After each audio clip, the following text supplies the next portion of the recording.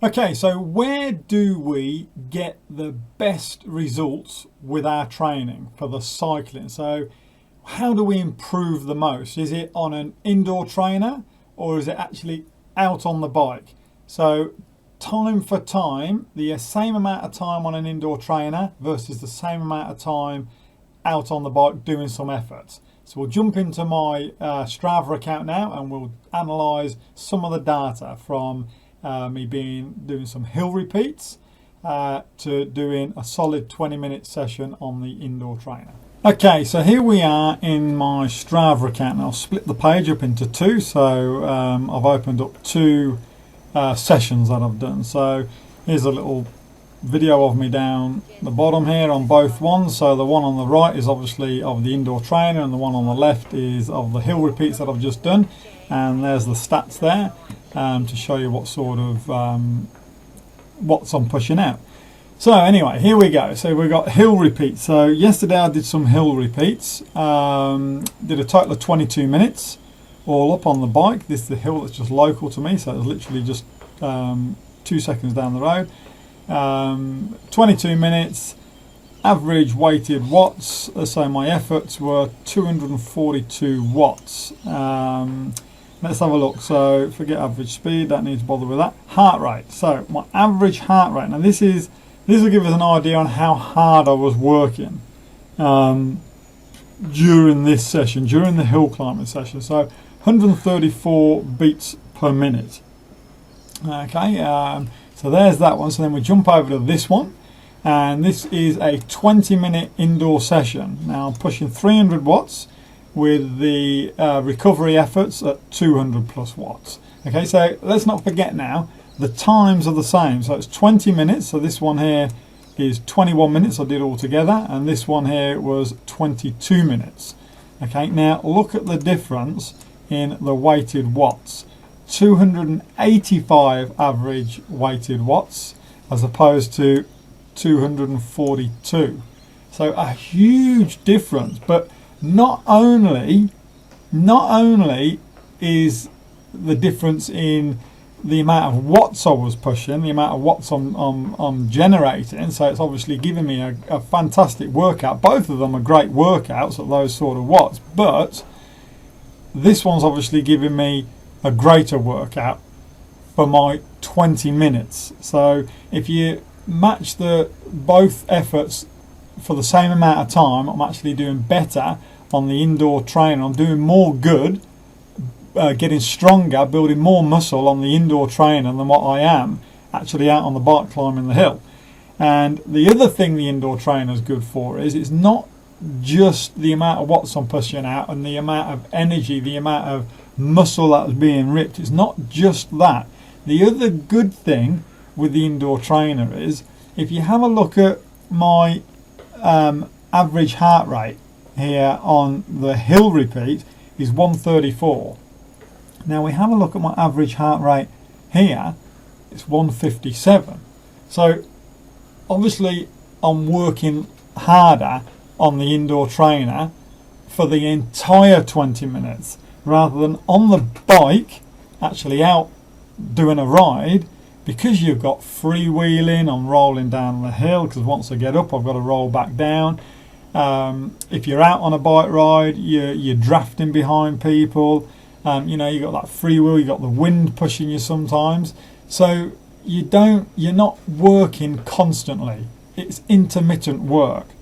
So this is the main reason I like doing my indoor trainer sessions. You get so much more, I believe, out of an indoor trainer session for the same amount of time that you have to do on the bike. And don't forget, my indoor trainer sessions aren't that long. They're only 20 minutes. That's all you need. If you're pushing yourself for 20 minutes at your 80, 85, 90% mark, you're going to get a much better and more consistent workout than what you are going out on the bike and doing the same thing. Because as I say, you've got rolling down hills, you've got a bit of freewheeling here and there. On the indoor trainer, it's constant. You don't stop. There's no wind to help you. There's no variance in terrain. It's all exactly the same for that whole 20 minutes. It's exactly the same. So you are absolutely pounding your legs for a good solid 20 minutes without stopping. And I really believe that is a great way to build your strength and your endurance, because the strength part of it is about your watts. Yeah, let's say the strength part of it is mainly about the watts, because you need the muscle to be able to push these sorts of watts. So the strength part is there, but the endurance part is your heart rate. So your elevated heart rate. So my heart rate sitting on that 157 average beats per minute as opposed to 134 is also helping to service my endurance capacity for when I'm out on a bike ride, when I'm out on a big long ride, 100, 150 Ks. That's when you need your endurance side of it to kick in, which is your heart rate side of things. And that is why I think you should get an indoor trainer and do some of your sessions on the indoor trainer. And I don't do all of mine on the indoor trainer, because let's face it, at the end of the day it can get a bit boring. That's why I only do 20 minutes, maximum 20 minutes for me on the indoor trainer, and then I'll do some leg weights.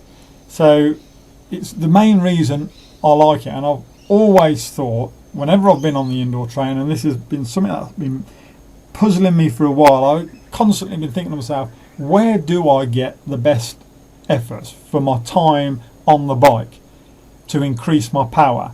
And that shows you, these are the figures. I like crunching the numbers. These numbers are showing that I'm getting a better workout on the indoor trainer than actually being out on the bike for the same amount of time. If we have a scroll down, let's just scroll down on this one, and we'll scroll down on this one.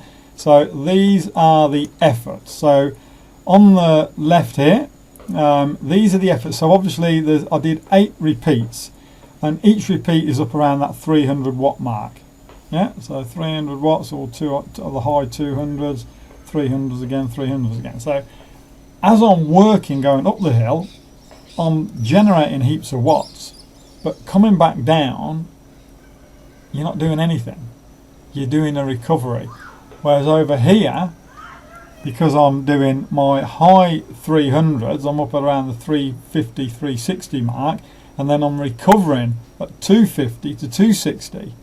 So those watts are held up there rather than me completely recovering and doing nothing on rolling down the hill. So it definitely helps to get an indoor trainer, do some sessions, and I'm sure you will start to see an improvement over a few months. It's where I really believe the indoor trainer is where I have started to build a heap of strength on and endurance. Anyway, that is it. You know what to do. If you want to know anything, put them down below.